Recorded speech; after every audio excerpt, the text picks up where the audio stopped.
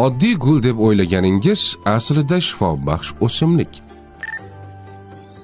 Qadimdan dorivor o'simlik sifatida qo'llanib kelinadi.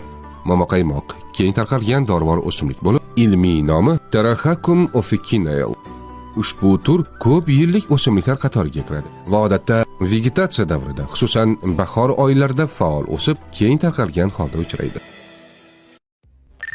Foydali jihatlari: xoloretik ta'sir, jigar va o't yo'llari faoliyatini qo'llab-quvvatlashga yordam berishi mumkin. Hazmga ta'siri: ishtaha va ovqat hazm qilish fermentlari ajralishini rag'batlantiradi. Diuretik ta'siri: yengil siydik haydovchi xususiyatga ega. Antioksidant xususiyati: flavonoidlar va polifenollar manbai hisoblanadi. Yallig'lanishga qarshi yengil darajada ta'sir ko'rsatishi mumkin. Tarkibi: beta-karotin, A vitamini manbai, C vitamini, kaliy hamda temir va kalsiy kabi minerallarni o'z ichiga oladi. Momaqaymoq qanday iste'mol qilinadi?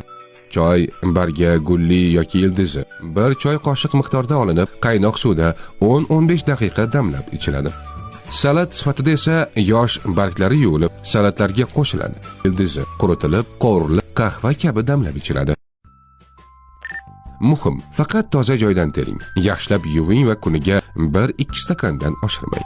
Qarshi ko'rsatmalar: oshqozon muammolari, allergiyaga moyillik, homiladorlik va dori qabulida avvalo shifokor bilan maslahatlashish tavsiya etiladi. Tibbiyot 103 rasmiy